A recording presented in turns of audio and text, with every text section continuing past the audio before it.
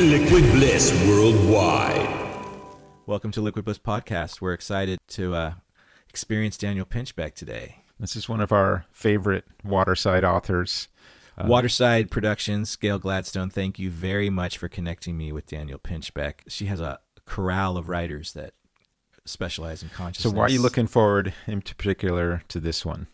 Daniel is the one writer who was writing about psychedelics, entheogenic power plants back in early 2000s, or 2000, what's it called? 2000-aughts? Like 2008, 2007? What are those called? The aughts? So one of the pioneer writers. And I started my journey with plant medicines, facilitating them 16 years ago. So Daniel's books, Breaking Open the Head, and then 2012, The Return of Quetzalcoatl, were biblical for me at that time. So I get to talk to one of my heroes, and it's exciting. He's just kind of one of those other interdimensional guys, right? That can just kind of flow in and out of, you just feel like you're talking fourth, fifth dimension or something at times, or he can just reference something. And he's very versatile and fluid in talking about that. And that reminds me of this Bruce Lee quote about be like water. He's all, if you put water in a cup, it'll take the shape of the cup. You put water into a bottle, it'll take the shape of a bottle. You put water into a teapot, it'll take the shape of the teapot.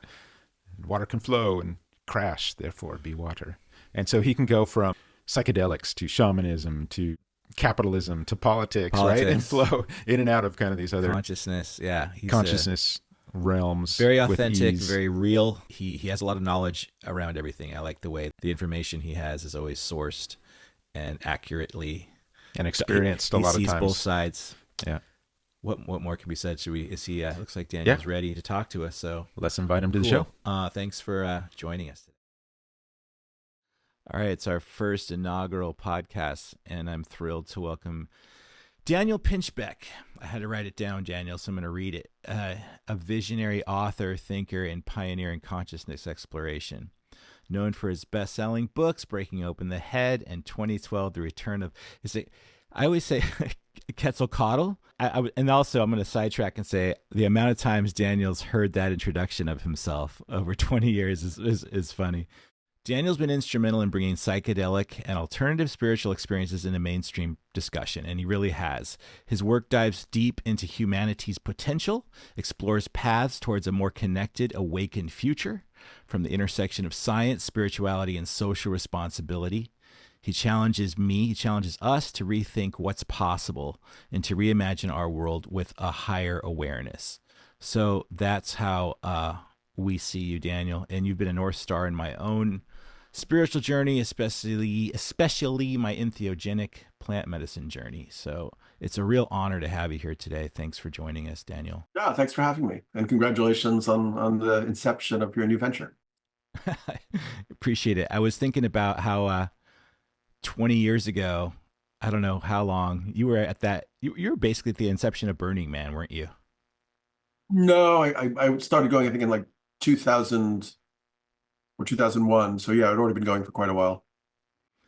Quite a while? Yeah. I mean, I think it started early 90s. I can't remember exactly. Yeah, no, I hear you. I had a few friends who've been there since the beginning, and it was always something that they're like, I don't understand, Dominic, why you're not with us. But I was in the throes of an addiction at the time. So I really missed all of that. As I was catching up with you, and I was like, oh man, yeah, Daniel's been there as long as my friends have been there, and 20 years is a long time. Growing up, were you always drawn to exploring consciousness, or did this kind of develop over time? Or it was, I came from a cultural, artistic background. My dad was an abstract artist, and my mother was a writer.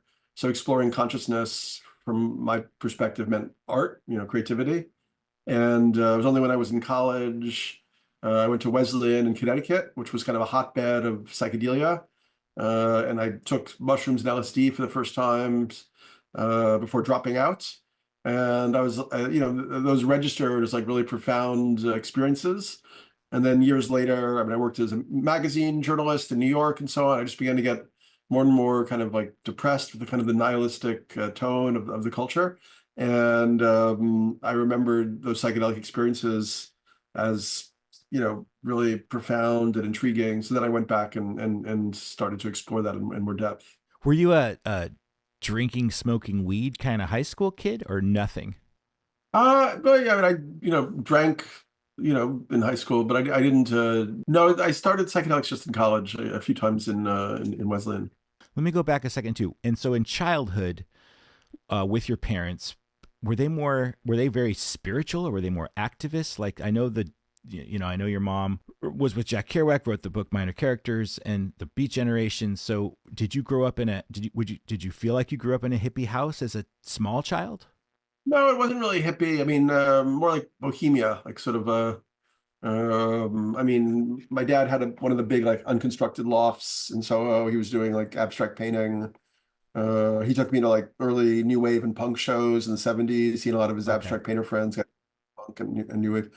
And my mother was like editing books. Well, yeah, a lot of radical 60s books. Like she edited Abby Hoffman's first book and Ron Kovic's book. She basically wrote a lot of that book, Born on the 4th of July.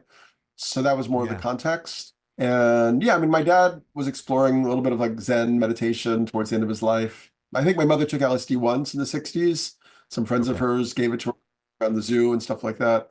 And then obviously when I got interested in it again, the Beats were a big inspiration because like Ginsberg and Burroughs had discovered psychedelics in the 50s. Like, Burroughs went down to the Amazon. He was one of the first kind of American writers to take ayahuasca, not just as an Yeah. anthropologist, but actually trying to figure out help with his addictions and what it would mean. It really, I think, inspired his work, like Naked Lunch. A lot of his work was very much Sure. inspired by those ayahuasca visions. If you go down and read the book, the Yahe letters between him and Ginsberg. And then Yeah. Ginsberg became a big proponent mescaline and then LSD and mushrooms. Ginsberg was the one who I grew up with Ginsberg. I knew him, my mom was good friends with him or friends with him anyway. But yeah, I mean, he was the one who inspired Leary to take LSD out to the public, with the idea that like, look, we're Cuban Missile Crisis, like the whole world is in threat. We have to like have a huge, consciousness revolution. And this could be like the way to do that.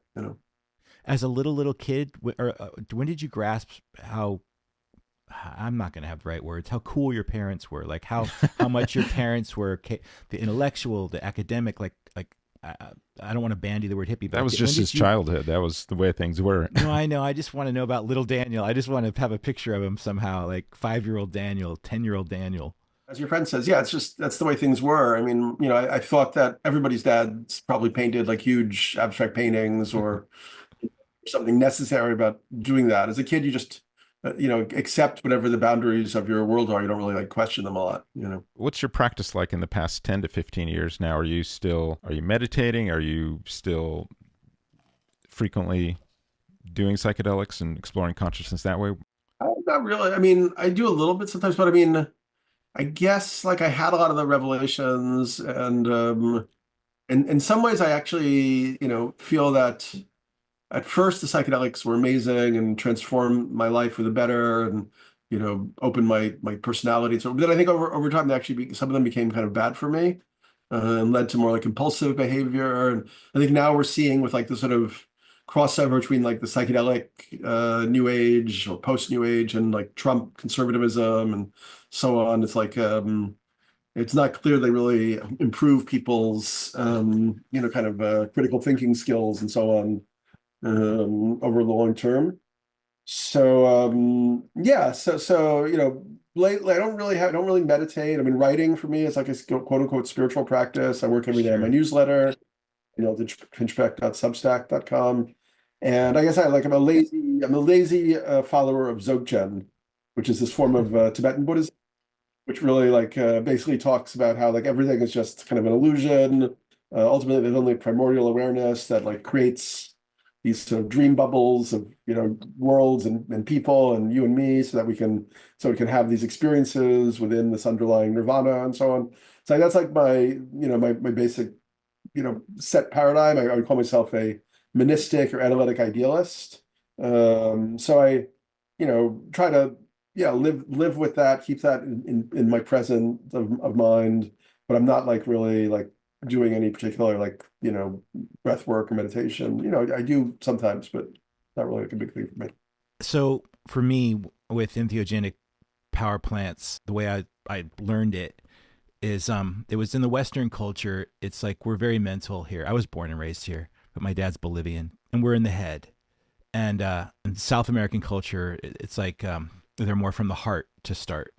And so my teacher here, when I called him my teacher, would always start us with like a heart opener as opposed to something mental. He had a wheel like north, south, east, west. And so it was like mind, heart, body, spirit. And it seemed like that was the most, I don't know. It was just a really great way to start people into the process. So it would be either sassafras or MDMA, maybe just a half that would get them into, and then going into like a chocolate psilocybin heart that would put them more into that spiritual or mental realm. How do you connect to your heart? Or is that not fair to say even that you're not connected to your heart? I'm not saying you're not, but I'm just trying to differentiate a little bit. Recently, actually, what's really helped me connect to my heart and my emotional body has been work with ISTA, International School of Temple Arts.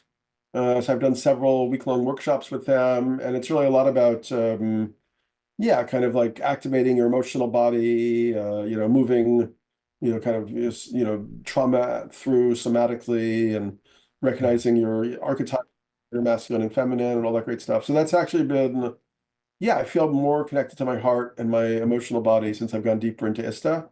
I really love that work and recommend it to people. Yeah, I heard you talk about that before, and I'm starting to look into that too.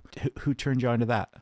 They kind of like years ago, they started reaching out to me. I think that because of my book 2012 around like prophecies and so on, they saw an affinity somehow. So they invited me like a speak at a festival they had in Israel on the Dead Sea. And finally, I made friends with the founder of the movement, who's now been kind of excommunicated from it, called Baba Dez. I did one workshop about 5 years ago, then life intervened, COVID, I had a fiance and so on. And then just last summer, I did 2 more ISTA workshops. And I think it's like, kind of very profound. And it's kind of like, you realize that, what you call about like eros, like life force energy is just as much of a psychedelic instrument as any mushrooms. People can get into like visionary states, like channeling, all sorts of stuff can happen. You don't need drugs. The psychedelic movement has gotten a little bit of stuck on the catalytic agent being like this molecule, rather than recognizing that actually we all have access to non-ordinary states actually quite easily. And we could be finding other ways to access those. I mean, I've been working on a project a little bit about Hilma af Klint. You guys know her? She was the artist, Swedish abstract painter who actually discovered abstract painting like decades before anybody else, and it was like turn of the century and so on. So she and her friends were spiritualists. They would come together and they would just sit in a circle around a table, and then they would channel, and like spirits would come through, and they would have these very intense experiences. Spiritual. They weren't smoking pot or doing mushrooms or even doing breath work. They just somehow had this shared belief that they were going to enter into this altered state, and then it happened. So I think that these other states are, that's my perspective now. They're closer than we've realized. If people had more of a joint practice of, hey, I'm doing psychedelics, but I'm also doing, one of these other things like meditation or something, that would help them transition from, that, like you said, just the molecule only sort of getting stuck kind of phase. Yeah, I mean, that happens all over the place. Like, I mean, I have a lot of friends who, went from, they go back and toggle back and forth from psychedelics to Vipassana to all these different meditation practices to Tantra. I mean, it all becomes part of the same self-development path.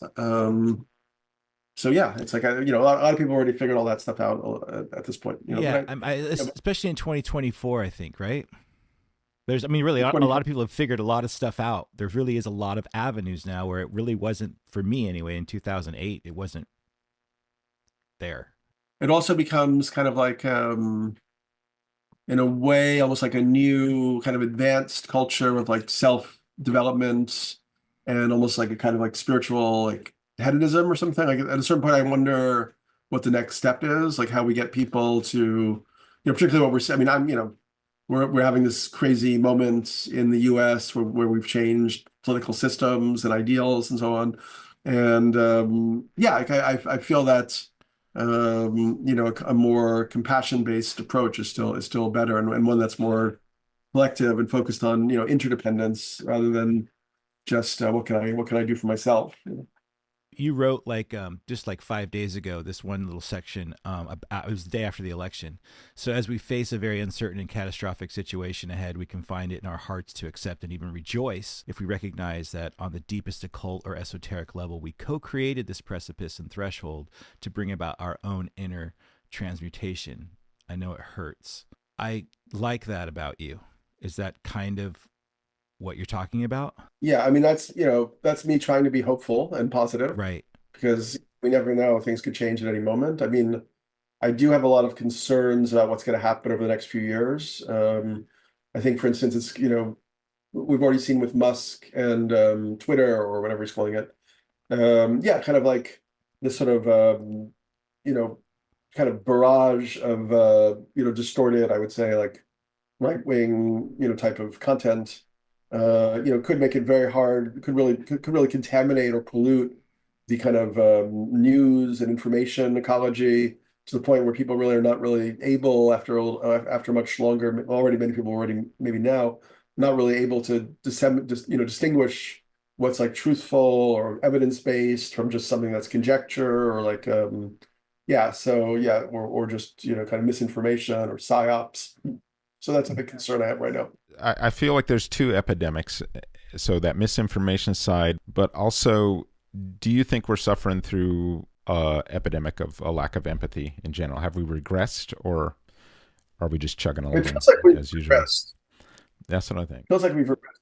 I think that we couldn't have fully anticipated the impact of a kind of corporate controlled, capitalism dominated internet, and the impacts that would have on the human psyche, on human consciousness. And I think we're probably too late realizing that there's a lot of negative aspects to this. Let's dive into some of that, the corporate side of things. This is something that I'm kind of passionate about, is that our current capitalist models, we've got these sort of dominator hierarchies. We've got this single stakeholder sole pursuit of business, is that profit. Is that the root of all the causes, that singular profit approach?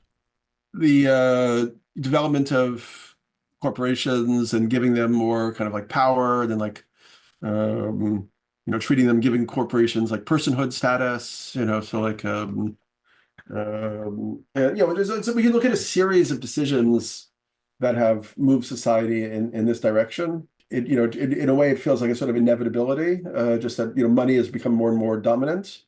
Like we know in like the 1940s, for anybody making over $200,000, there was like a 93% or 95% tax. So really, a lot of it was funneled back into social programs, and so that's what made America great in the 50s, why it was a great society, and so on. Now, I mean, the basic right-wing Republican plan is always to reduce taxes on the wealthy. They don't even talk about trickle down anymore, as Reagan did. So it's just like whatever. So as you do that, we now find that like the top 1% of the population, or I think it's even much smaller margins at this point, get like 80% or 89% on every dollar of profit goes to the top one. So it's like a tiny group is gaining more and more power and control, which we see in how now our politics is dominated by billionaires and so on. So yeah, so that's like a real problem that we don't really have a fix for. Yeah, on that fixed side of things, I feel like we have to make the move from that single stakeholder view to the multi-stakeholder view, that conscious capitalist view. I think that's kind of the postmodern view of capitalism, is where, we're not just talking about our direction is for the investor owner. It's also, we're looking at what's in the best interest of the employees, what's in the best interest of the customers, the best interest of our partners, the best interest of our environment. Once you get to that postmodern movement, that's kind of the next step that we have to take to get off of this singular approach. And you've got companies like, I don't know, Patagonia, and that see this sort of next level capitalist approach. Is that where you see us possibly going as for a fix?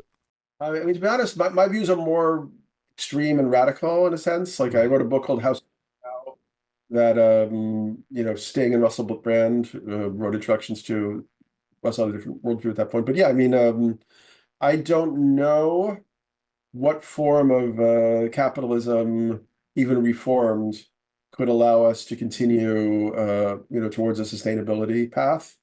I mean, I know you could argue that the negative aspects of capitalism might also lead to profit-making ventures like carbon capture and storage, or creating a market for CO2 or whatever. It does kind of feel that this sort of extractive consumerist model is just simply not going to be able to Yeah. maintain a large civilization like we have now. So yeah, I feel like we're, with this victory of Trump and the right wing, it could, it looks like that's triumphant right now, but it could also be that that's just the beginning of a deeper systemic transition into something else that we don't really quite understand yet. My son's looking to go through a growth spurt, and so we were at the doctor, and it was imperative if she knew if he'd already really hit puberty, because if he had, he probably wouldn't really grow anymore. Otherwise, it was like a retraction, she said, an appearance, but then it was optimistic because it would mean it's going to go forward and he'll probably grow more. It turned out that's what's happened, and he seems to be excited that he might grow a few inches. He hasn't already had his growth spurt. So if I marry that to kind of what you're talking about, then this could be like we've regressed, but possibly we can still win in the end. I don't know who we is, but I mean that it still looks like, love, compassion, and empathy might be able to lead us. When you talked a bit ago about, I can't recall, but your friend from someone who was excommunicated at one point. I watched a lot of the documentaries on Netflix. I'm addicted to those cult ones, where something always goes wrong with the cult. There's a new one with, I don't know which one it is. It's called The Sacred Heart or something, some heart one.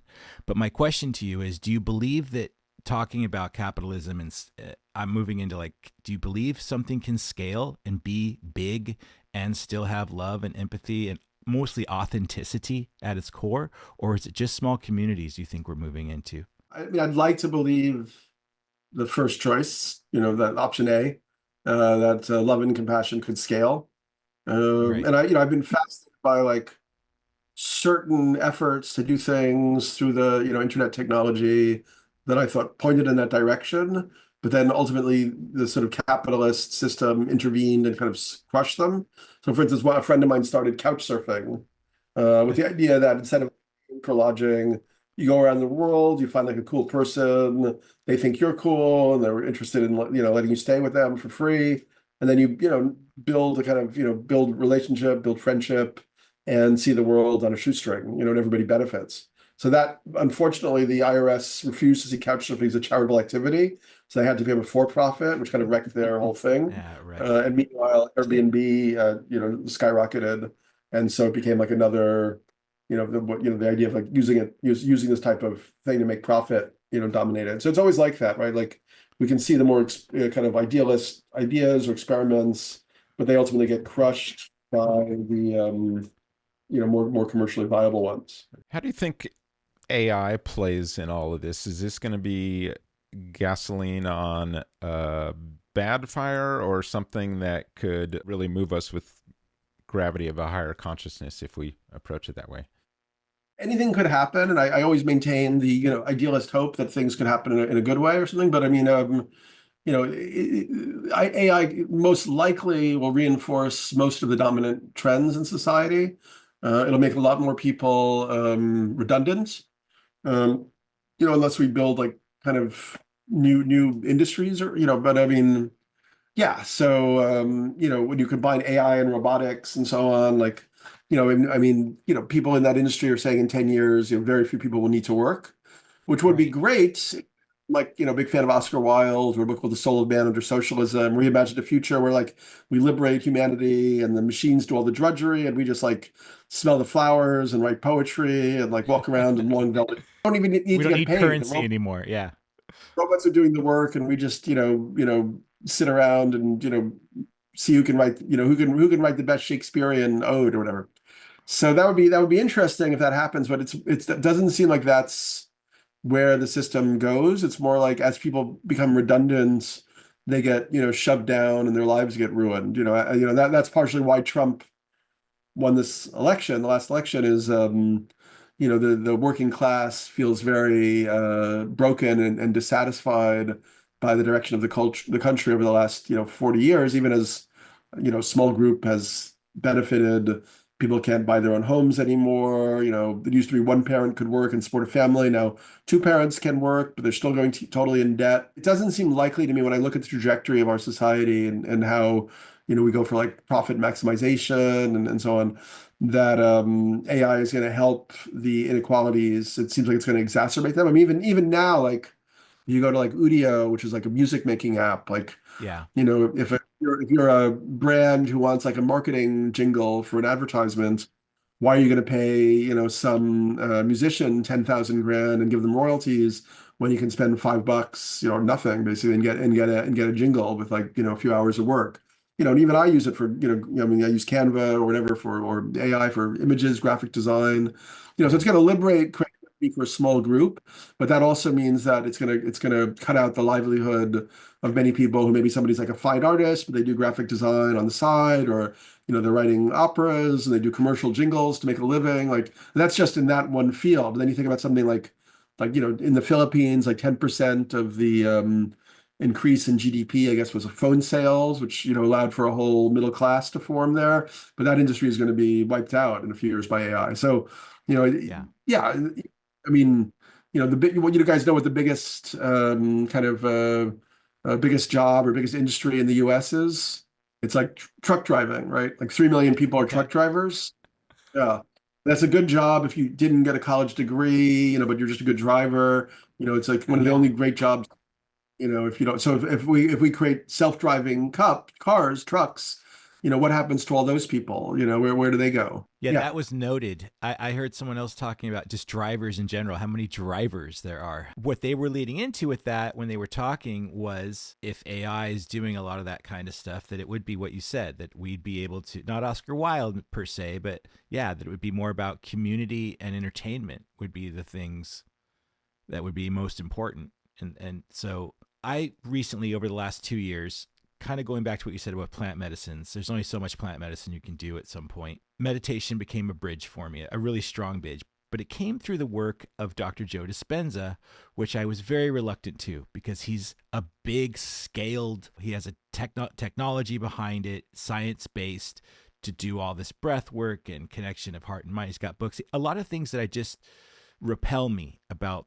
spirituality in my own, I don't know, maybe it's my own arrogance around it. But at the same time, the week long that I did changed my life. And for the last 2 years, I've changed and connected to myself in a way that I didn't think was possible. I'm waiting for like the shoe to drop on him. Like, oh, he's fucker's full of shit, But that's what got me to the question of, do you think things can scale with love, empathy, authenticity? Because Dr. Joe's my new guy of like, oh, maybe it can. On that note, it would feel like I really do like what you're about. And I would like to think that, because you're about community, I'd like to think that some of your optimism and the things that you really do want can happen more than just I like to think, but that it's actually, that's a plan of action that is possible now. Maybe that is where we're going and it can happen. I think that's what Stephen and I are trying to do too, is why we're going into it. That's kind of what we're trying to do here. This is just an inception. It's just a podcast, but at the same time, that's the vision I have. And how does that work in your case? That, a small podcast, Stephen has an AI that he's creating it's for business. That's bliss, building love into scalable systems, that love and empathy and employee-led businesses, equality is where it goes. And that would lead to me into like, hey, let's do that bliss thing, liquid bliss, business bliss. Hey, let's do a bliss cafe, the Bliss Retreat Center. Oh, you're gonna bliss out. That's kind of where I see it. Yeah. And hey, all the drivers lost their jobs. Doesn't matter. They're here and we're entertaining them and we have community. Well, they've got to feed their families is what the problem is. And I don't know that with our current capitalist system, like they're just going to be, Scrooge McDucking all the the money into their vaults with their AI. That's why I like talking to you and Daniel, because that's where I fall short and I'm fallible there. But yeah, that's where I get excited. So you're optimistic, Daniel, on general future, but maybe pessimistic on AI? Well, I'm optimistic. I mean, I'm not even optimistic. I'm mystic on like living in a dream world samsara. And I'm also kind of like a big fan of like Rudolf Steiner, who's an anthroposophist, visionary, talks about different incarnations of people on the earth and so on. So I don't feel this is like there's a lot deeper on an esoteric level, many deeper things happening. I think on a very pragmatic, like what's happening now and in the near future. I'm very concerned. Like I could see it swiveling around, I could see that, let's say the right wing, holds power for a while, but then people begin to realize that that wasn't what it was, cracked up to be. Like now it's like, okay, guys, you have it all. You got the Supreme Court, you got the president, you got the right wing.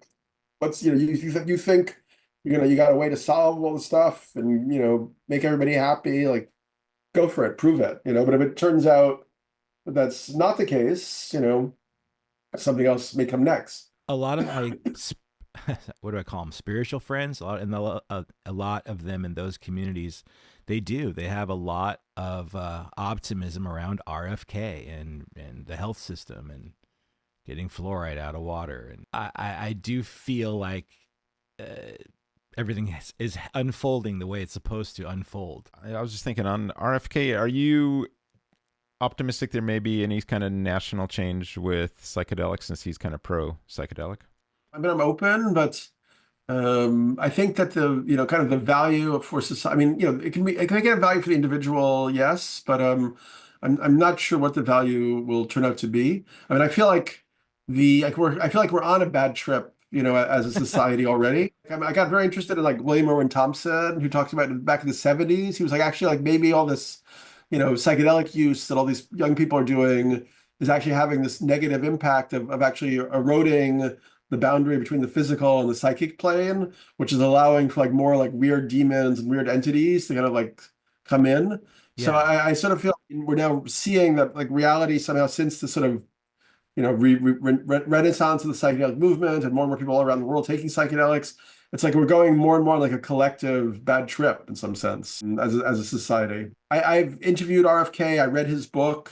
I found him very problematic, very kind of prone to exaggeration, prone to non-fact-based thinking, so I have on the other hand, yeah, there were parts of the current system, where there could be a positive shift. Like, why not have more homeopathy and organic farming and all that kind of stuff? But I think, I mean, I don't know enough about fluoride, but I think it's in the water because it good purposes.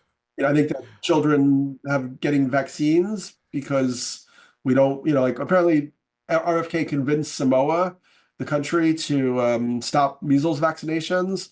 Then like 2 years later, there was like a massive measles outbreak where many kids died and so on. I just, he's not a well-trained scientist with a background in health and a long public pedigree. So it's sort of like he's like shooting from the hip. He's got this idea, and he's got, and even a lot of the people his past environmentalism, have turned away from him and said, like, do not trust what he's about. This is not, there's nothing environment. I mean, RFK has been, was arguing that the free market was going to solve climate change.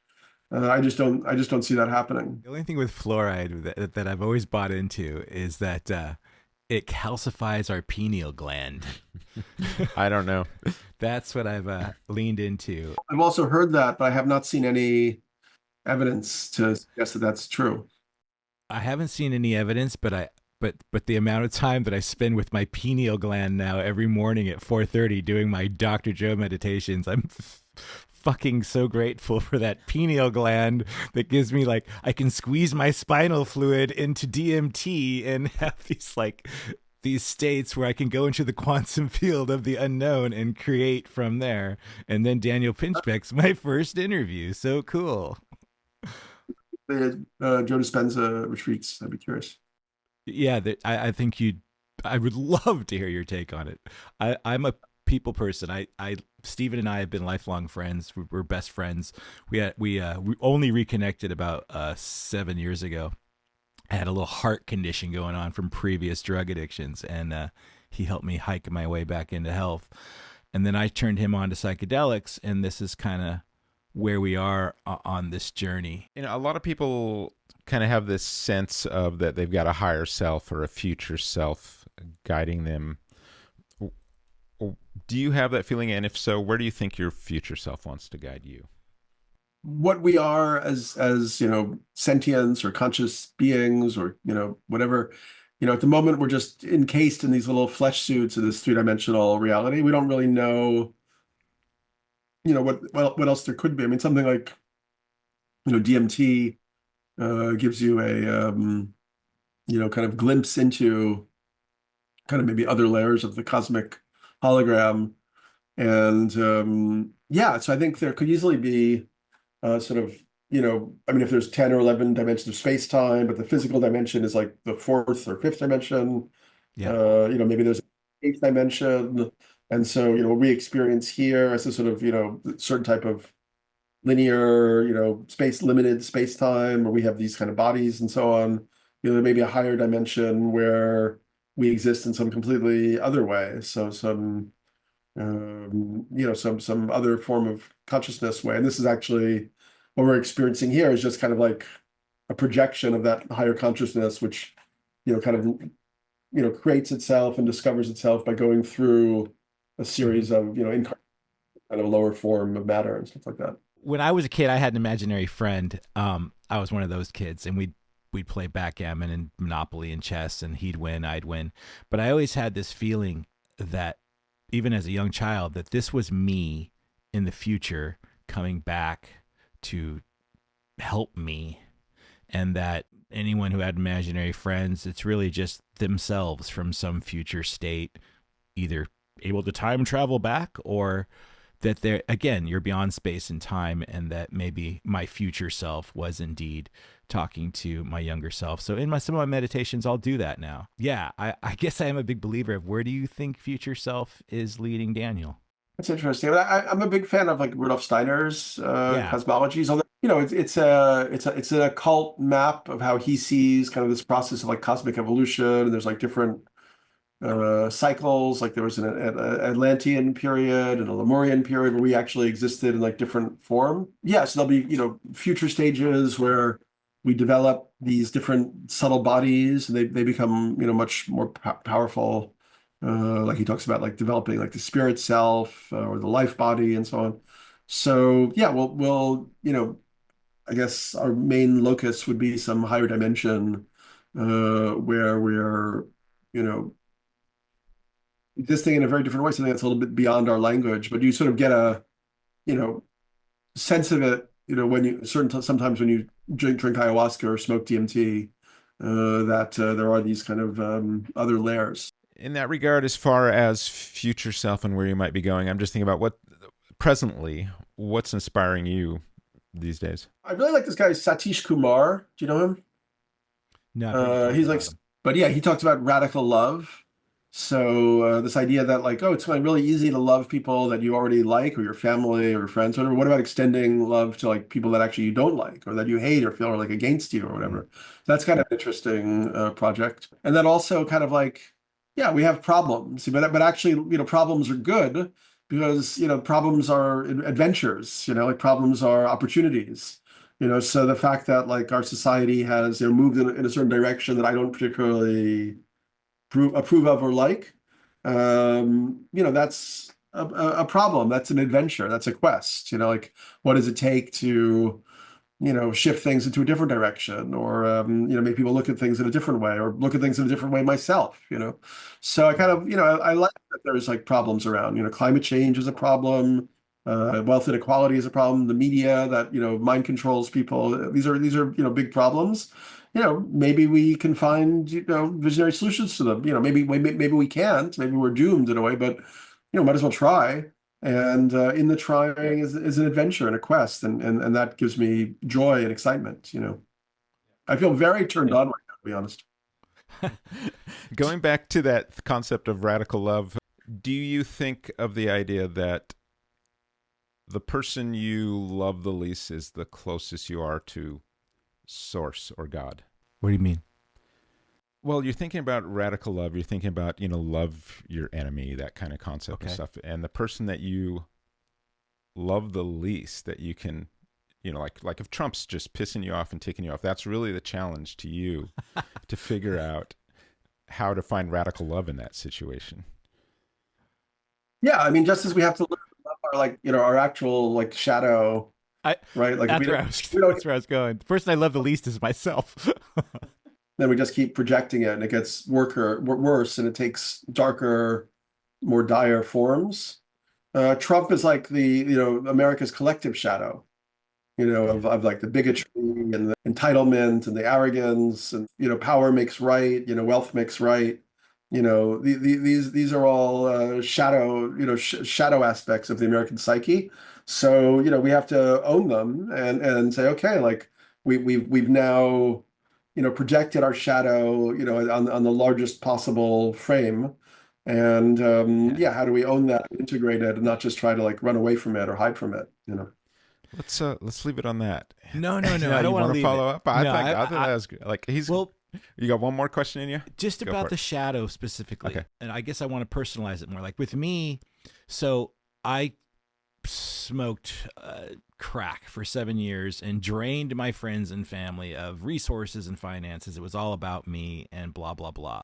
My shadow side, as I would call it, was amok. When I found psychedelics and fixed my life that way through my lineage, my heritage, and all of that. Before I knew it, in 2012, my wife and I owned a pot shop in East LA. It wasn't quite legal yet, but it was unincorporated and we could do it. And for the first time, I was putting food on the table with my shadow side as opposed to just taking it away from everybody else. It was providing for my children. I saw that as a key way of integrating the shadow self and working with people, because I still facilitate a lot of ceremonies on a very more personal scale, 2 or 3 people, maybe a group of 8 or 9, but I don't know, the big group situation can get kind of weird. So for me, I mostly come across in the shamanic work, and I know that's where you're at too. I mean, I know that you understand it too, is that shadow side. I guess the question I had written down was, have shamanic perspectives or practice helped you in understanding and balancing your shadow self? Like, how do you see that for yourself, the shadow in yourself? The shadow by its nature is the thing that's hardest to see, right? Like, so, it took me, I had a big shadow around like, sexuality that ended up erupting and causing me a lot of, sorrow and, hurting other people and so on. So, I had to kind of address that and become more humble. But yeah, that was a growth process, an evolution process. So it's like, we need people to be able to grow. We need society to be able to forgive people, Yeah. which is unforgiving right now. And yeah, shamanism is not a walk in the park. It's also, like a lot of these indigenous cultures, the ayahuasca arrows or whatever, were not simply healers. They were also battling, and it was like a warrior thing. They're tricksters, man. They'll put curses on you. Exactly. They'll shoot poison darts in the astral world and kill their enemies and so on. So like in a way, we like sort of whitewashed. We tend to take these things that are very different from our kind of like Yeah. Protestant reality, and then we try to like whitewash them and pretend and simplify them. Yeah. But I think there's many different forces operating in spirits. I think like when you have a addiction or a compulsion, spirits also, so I believe in these kind of spirits, whatever you want to call them, come in and they exacerbate that, or they use that energy to get into the world or to fuck with you or whatever. What I like to do is try to have multiple models of reality that I toggle back and forth between at one time, because I don't think reality is necessarily just one thing. Like there are different models, like whether it's Jungian ideas or Yeah. more like scientific ideas or quantum physics or Rudolf Steiner's ideas. It maps on each other perfectly, but it's sort of in between like the pattern, like what's called Moiré pattern, where you have like 2 different patterns that create like a third pattern in between them. It's like you have to look at the different patterns, and rather than getting trapped in one ideology or one simple belief system. So what are you up to now then? So what are for the Pinchbeck the Pinchbeck mission? Where should Like, people go? What are you up to? Find out more information. More than where can people go, but like for a minute before we get to the actual where can they go? What are you up to?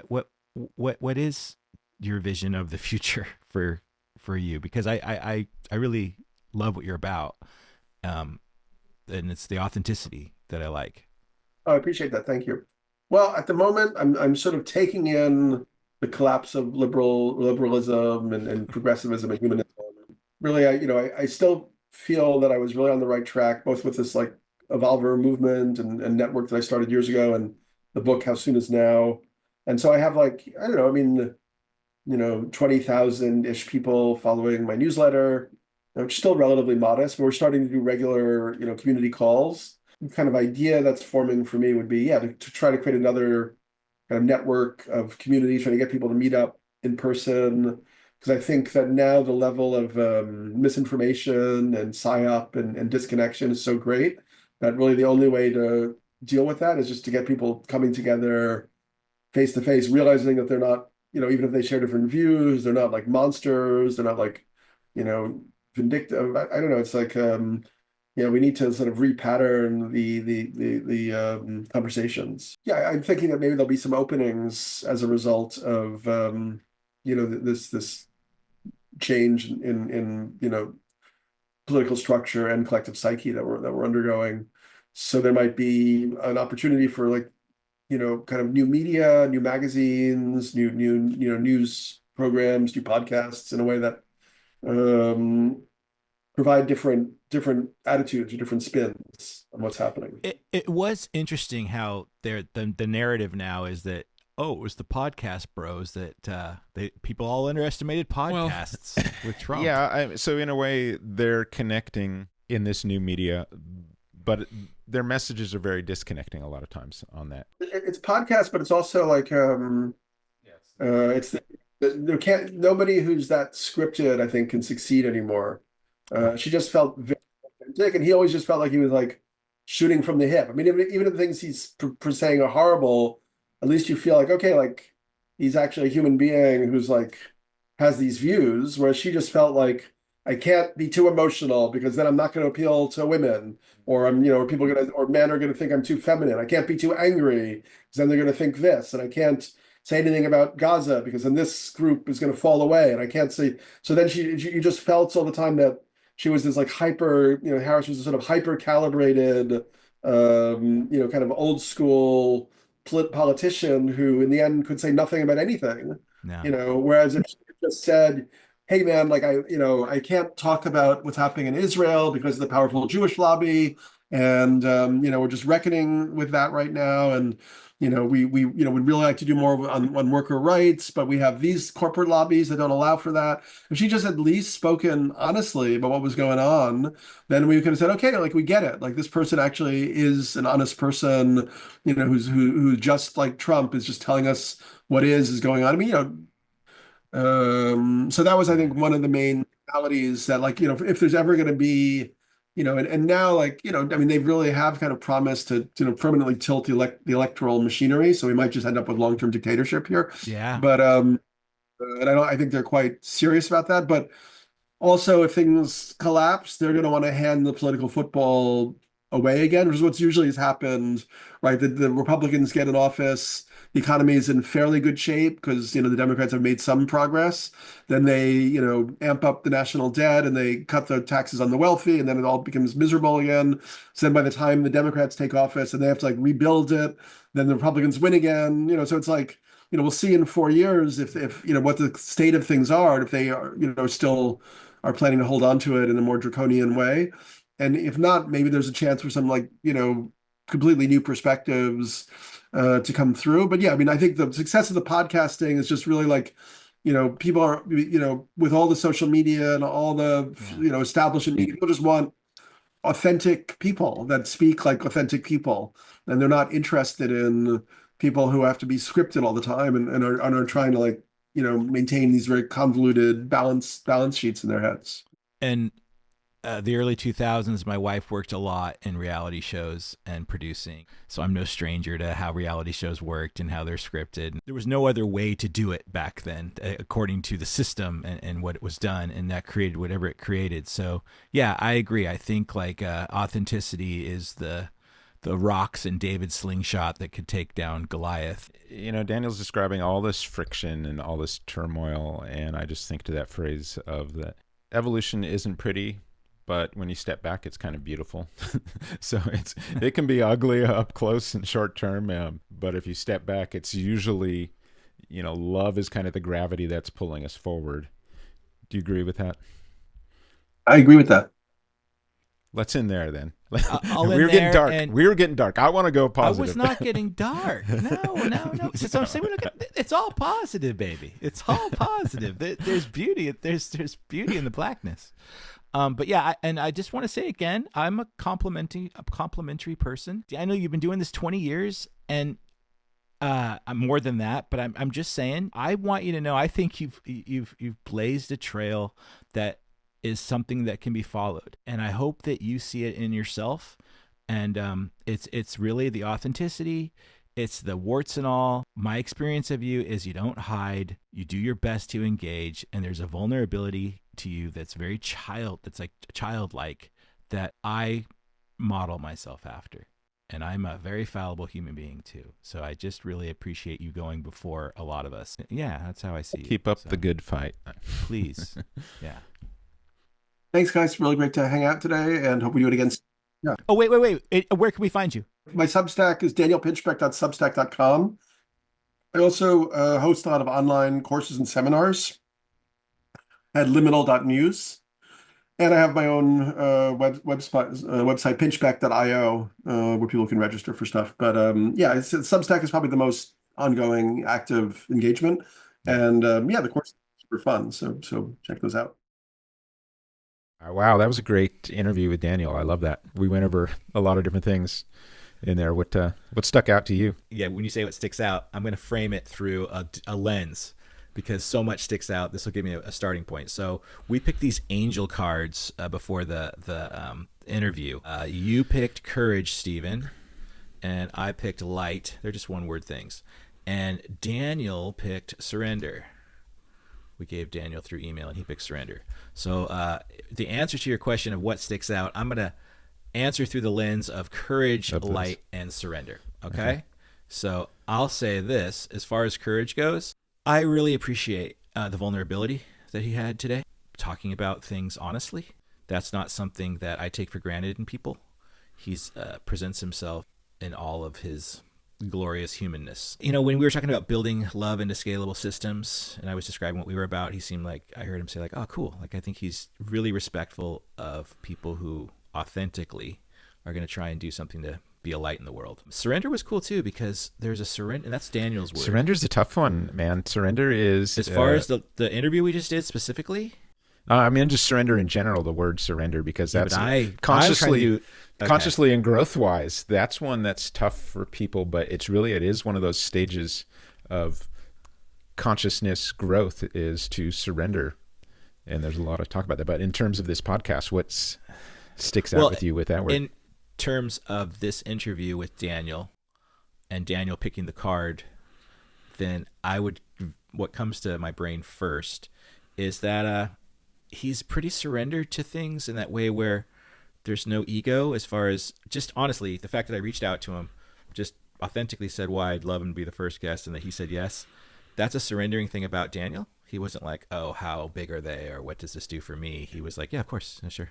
That was something I kind of feel like after talking to him for this hour and a half or whatever it was, that I will do likewise. Like, I can see a lot of places where I can surrender to the process, to the flow. You know, that's what I got with surrender. Mm-hmm. How was it for you? This exchange? It was good. I probably wanted to dive in a little more into the capitalism discussion on that, because he was definitely had some really radical thoughts on that. You know, I was thinking, oh, you know what? I really want to talk about, I feel like there's there's steps that have to be taken before you can get to that radical position. And for us to move capitalism along the line, we have to take these comfortable baby steps to get there before you can get to that radical position where he was at. And so I want to dive into that a little bit more, but no, I liked his answer about that. And I liked the discussion we got into a little bit on radical love. That's something that in this podcast, we want to dive deep into for sure. You know, that's actually one of those terms that I would look up really to like what does radical love resonate to you right away when people say that? Yeah, I think when you're talking about that, to me, that's something like loving the enemy like you'd love yourself, that kind of thing, where it's something that's so when I look it up, so it's like an unconditional love that that's what unconditional love is. I mean, it requires vulnerability and courage. What? It's not always easy, but it's transformative, tackling hard questions. What steps then do you think what do you mean in baby steps you get to? Like, you're saying he's jumped when he talks about radical love. Oh no, I was Where do thinking. you see the gap? Like, what would you have said if you kept talking to him? Because in essence, we are.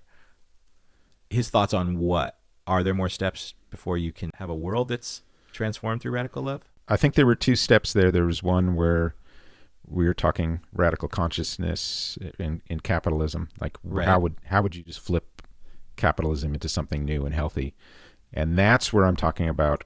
You've got to go through a methodical process of getting people through consciousness levels in order to get to as radical as he wanted. So that is like, we aren't even close to that yet. People aren't going to just go from A to Z. We've got to get them to go to A, B, C, D before you can get there. So that's what I'm talking about with steps. And that's just in terms of capitalism and just how he had some radical thoughts on that. But radical love is not so much related, but it is. That process of capitalism becoming more consciousness, more involved in purpose and meaning is a process of love. And it's a process of love in business, basically, which is something people don't like to talk about very much, but I talk about quite a bit. And it's something where it's like, there's a process, I think, to that I've kind of discovered as far as capitalism side of things. But radical love, I mean, that's surrendering. That's surrendering to this type of love that you basically think about the person you love the least right now. That's as close as you are to God or to love or to source, is because of whatever's triggering you there. Because radical love is something that's, there are no boundaries on. We're all interconnected. I see myself in you. Right. That's really when you start pushing the boundaries. And it's not something that many people do. Do you think it's something you can do personally? Because what I'm hearing is you don't have a lot of like confidence that humanity is close to that as a whole. But I definitely feel like there's people living that way. Mm-hmm. Yeah, there's lots of Are there a people. lot of them, though? Oh, you do? 1% of the population? I doubt it. 1 in 1,000, 1 in 10,000? Yeah, right? Yeah. I mean, then you add them up. That's a lot. Nowhere near where we'd want to be. Even when you talk about the capitalism or what it's going to take through consciousness levels to get to that kind of place, don't you feel like sometimes, though, we do make those leaps kind of quickly? Like in that realm of belief system, like with the 100th monkey, you know that one? In the Galapagos Island, there was monkeys that wash a sweet potato in the river. Actually, they don't wash it. They eat it, but then one washes it and then eats it, and they don't get sick that way. And then there's this expression is when the 100th monkey washes the sweet potato in the river, that it jumps to all these other islands. So there's a tipping point. And is that the same as a tipping point, though? But the consciousness has to get to a tipping point to get to where we want it to. And like that next level tier of consciousness that's on the verge of a tipping point, there's like 5 to 7% of the population there, and it needs to get to maybe 10, 12% to where you have that tipping point. Like we saw a tipping point in like the 60s with like postmodern consciousness, and that came along quick, and there's all that. Yeah, a lot changed quick. Yeah, so a lot changed quick, but you do have to get to that tipping point in order for that to happen. And it's just like, say 12% of the people at a certain level, there's a gravity to it, but it doesn't mean the whole population changes it, but you do see radical changes happen. So do you think that's where we are now with AI? We're on the verge of a tipping point, and I think AI is going to help us with that for sure. So that's why it's worth exploring more of how quickly these things can happen and how much people who are tuning in specifically to this podcast for whatever reason, thank you for joining us and being part of this whole thing. You're so appreciated, and please subscribe to us and help us be part of a community with you. But I think there's a lot of people listening to this that believe it's going to come quicker than we think. And that's the exciting part. I know for me, when I tune into different people, that I like people who have an urgency about it and are optimistic. It'll be interesting. This is just after the election, as we mentioned, and yeah, it was really kind of a little bit of a regressive sort of pushback against consciousness being it right. It was too progressive for some people, and so there was this pushback. But with every pushback, there's also another counter pushback.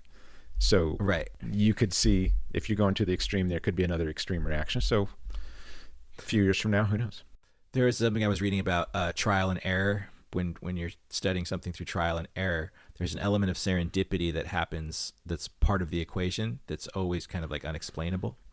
So like in the trial and error of where we're trying to go, I guess, as a democracy or as a government, I'm looking for that serendipity that might join into this, as opposed to like feeling like we've gone backwards or forwards, that it's more just trial and error on both sides. It's evolution has a lot of tension, right? And so it's not going to evolve unless there is some tension there, because otherwise it's comfortable where it's at. When it's not comfortable, that's where you get this tension, and maybe the trial and error that you're talking about, where it's like, okay, yeah, that's not working, that's working. I want to transcend. I want to include what works, and I want to transcend that into something new. I would give some of that then of what happened today with talking to Daniel is it wasn't necessarily the most comfortable. He doesn't necessarily make someone feel comfortable, but he constantly is living in that tension, like exploring that so that we can figure it out. I think he likes to, you know what I mean? He doesn't see like only rose-colored glasses for psychedelics. He's like, oh no, there's so much. He's not optimistic or pessimistic. He's mystic. So he's in that. He's mystic. Oh, that's right. He's mystic. It's such a good quote.